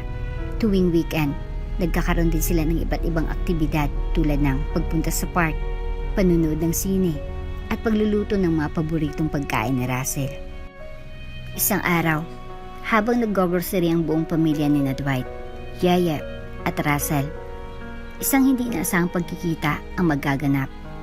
Habang namimili sila ng mga kailangan sa bahay, natanaw ni Yeye ang isang pamilyar na mukha sa kabilang aisle. Si Mr. Cruz, ang naging customer at boyfriend ng kanyang tita Jinky noon. Mr. Cruz? Bulong ni Yeye sa sarili. Hindi makapaniwala na makalipas ang ilang taon ay muling mag-cruise ang kanilang mga landas. Mr. Cruz! Pagtawag pa ni Yeye. Nang magtama ang kanilang mga mata, parang nagulat si Yeye at Mr. Cruz. Sabay silang naglakad papalapit sa isa't isa at nagyakapan. Mr. Cruz, ikaw nga! Sambit ni Yeye habang hindi maipaliwanag ang saya dahil nakitang muli ang dating nobyo ng tita Jinky na siyang tumulong din sa kanya noon, na para bang mga sandaling iyon ay nasariwa sa kanyang alaala ang tita Jinky. Yeye, kumusta ka na? Ang tagal na rin ah. Bati ni Mr. Cruz, baka sa kanyang mukha ang tuwa. Mabuti naman at mukhang nasa maayos ka ng kalagayan ngayon. Mabuti talaga. Mr. Cruz, hindi ako makapaniwala. Buti nakita kita. Ayos naman ako, ikaw ba? Tanong ni Yeye. Umuwi ka pala ng Pilipinas. Dugtong ni Yeye. Nandito lang kami para magbakasyon. Matagal na rin akong hindi nakakauwi ng Pilipinas. Napadaan ako sa club nung huling punta ko rito. Wala ka naman daw roon dahil hindi ka talaga nagtagal roon. Mabuti na lang talaga at sumunod ka sa mahigit na bili ng tita Jinky mo. Wika ni Mr. Cruz. Ayon din naman po ang bilin sa akin ni nanay. Anyway, Mr. Cruz, nga pala. Sambit ni Yeye. Ano iyon? Ipakilala ko lang pala sa iyong pamilya ko. Tugon ni Yeye habang ipinakilala sina Dwight at Russell. Siya si Dwight at ito naman ang anak namin si Russell. Pagpapakilala ni Yeye sa kanyang mga kasama. Matutuwa si Mr. Cruz habang tinitingnan ang pamilya ni Yeye. Napakalayo na ng narating mo Yeye. Parang dati, nakikita lang kita na tauhan pa sa maliit na grocery malapit lang sa club noon. Ngayon, may pamilya ka na at mukhang masaya. Sigurado akong proud na proud sa iyo si tita Jinky mo. Nagpasalamat si Yeye at nagkamustahan sila ng maikli. Kamusta ka na rin Mr. Cruz? May bago ka ba ginagawa ngayon? Pinagkakaabalahan. Kamusta ang Australia? Oo nga, iba na rin ang buhay mula nang nag-migrate kami ng asawa ko sa Australia. Masaya naman kahit papaano, pero syempre, nakakamiss din kahit papaano ang Pilipinas. Kaya nga nandito kami ngayon at nagbabakasyon. Nagla-last minute grocery, pasalubong lang kami bago bumalik doon. Pasokan na rin kasi ng mga bata. Sagot ni Mr. Cruz. Ganun ba? Nako, ang saya naman. Sambit ni Yeye. Nagpatuloy pa sila sa sandaling pagkukwentuhan matapos magpaalam sina Mr. Cruz at Yeye sa isa't isa. Nagpatuloy sila sa kanilang pamimili, ngunit napansin ni Yeye na nag-iba biglang mood ni Dwight mula sa kotse hanggang sa kanilang pag-uwi. Pagdating sa bahay, pinatulog na ni Yeye si Russell at tinanong si Dwight kung anong problema. Dwight, may problema ba? Parang nag-ibang mood mo simula nang makasalubong natin si Mr. Cruz. Puno ng pag-aalalang tanong ni Yeye. Hindi agad sumagot si Dwight, ngunit halata sa kanyang mukha ang labis na pag-alala at pagkayamot. Dwight, sigurado ka bang okay ka lang? Sa wakas, nagsalita na rin si Dwight, puno ng hinanakit. Yeye, gusto ko lang malaman. Anak ko ba talaga si Russell? O naanakan ka lang ba sa club? Nabigla si Yeye sa kanyang narinig. Nanlaki ang mga mata at hindi lubusang makapaniwala na magagawa siyang tanungin ni Dwight ng ganon at biglaan. Dwight, saan nanggaling yan? Bakit mo yan naitanong? Ano bang... Bakit? Pautal-utal niyang wika. Hindi ko alam, Yeye. Parang bumalik lahat ng mga sinabi ng mga magulang ko noon. Sabi nila na baka bayaran ka lang din talaga. At natulad din sa tita mo. Baka hindi ko naman talaga anak si Russell. Tugon ni Dwight, hindi makatingin ng diretso kay Yeye. Doon na bumagsak ang mga luha ni Yeye. Buong akala niya ay maayos ang lahat sa pagitan nilang dalawa ni Dwight. Sa bagyan nito palang marinig niyang sumbat mula rito. Dwight, talaga bang naniniwala ka sa mga sinasabi ng mga magulang mo noon? Nabayaran ako? Hanggang ngayon ba? Yan pa rin ang paniniwala mo? Hindi mo pa rin ako maghagawang ipaglaban? Hindi makapaniwala si Dwight. Nakayuko lamang siya. Halatang naguguluhan at nagsisisi sa kanyang mga nasabi. Hindi rin niya alam kung anong sumagi sa isip niya at iyon ang kanyang naibulalas. Dwight naman. Nanghihinang wika ni Yeye. Yeye. Pagtawag pa ni Dwight. Nasaktan ng sobra si Yeye at lakas loob na nagsalita. Dwight, kung ganito ang tingin mo sa akin, mas mabuti pang maghiwalay na lang tayo ng landas.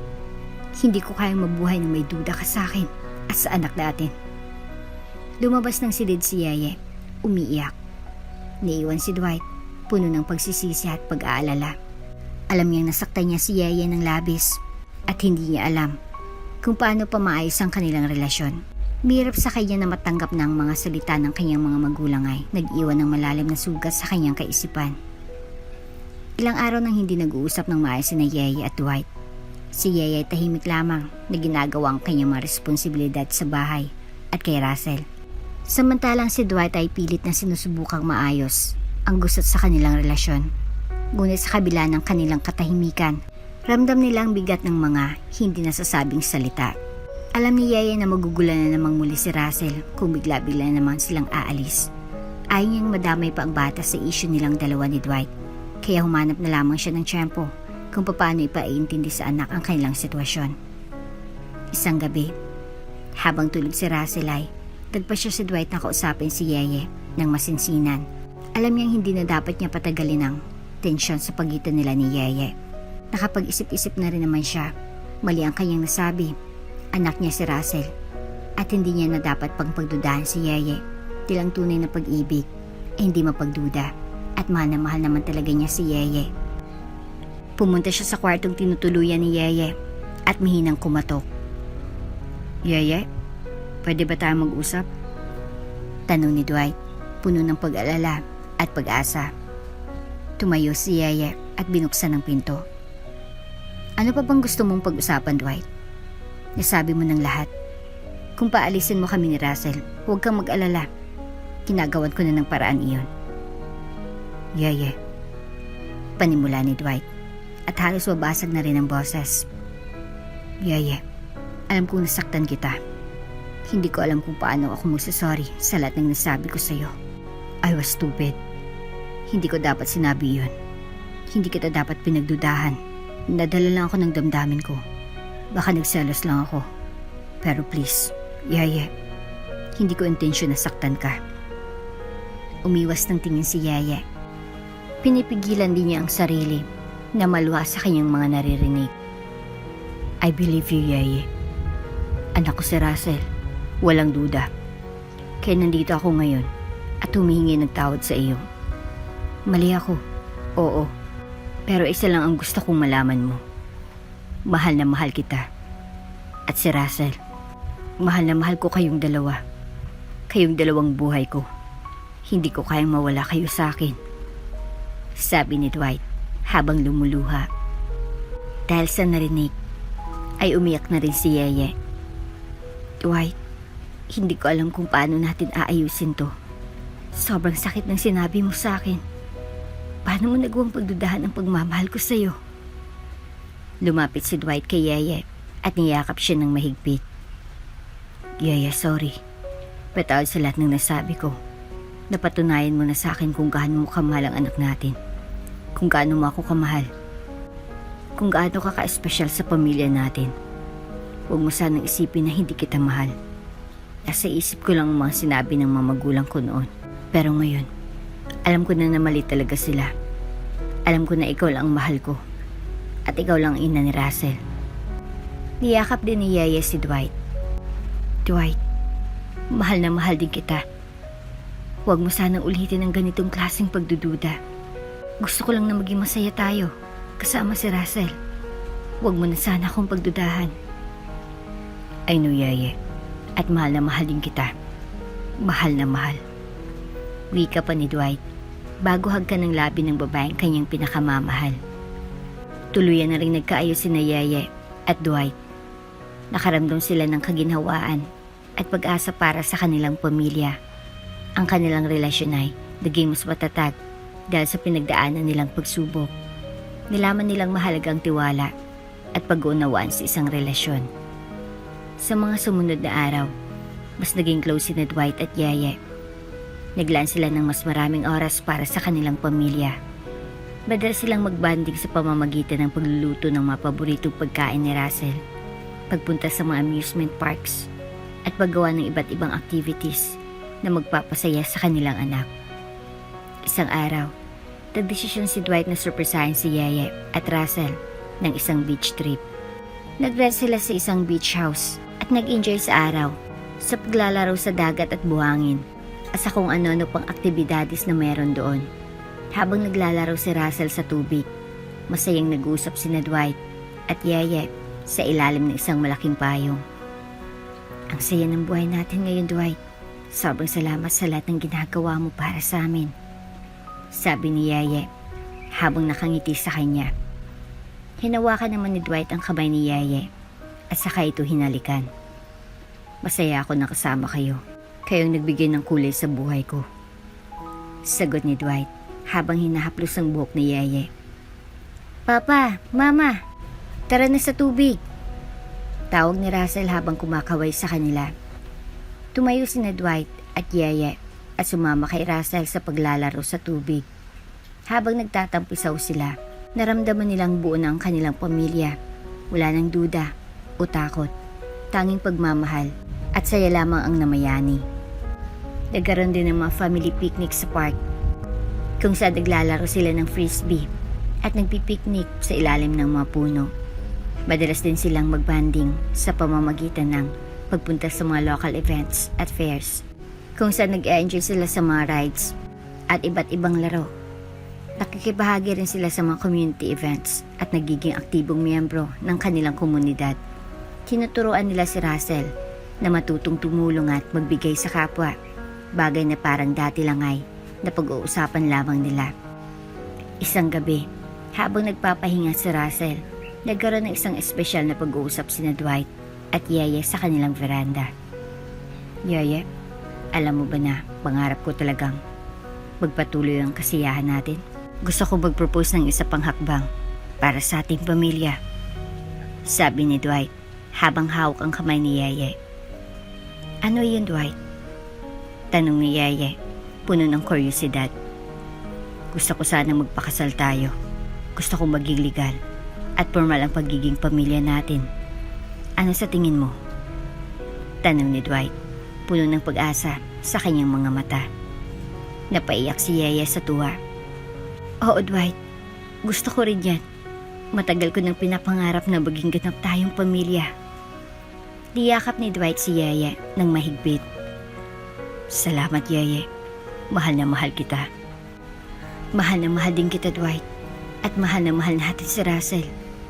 Sagot ni Yaya. Ang kanilang buhay ay puno ng pagmamahalan at pag-asa.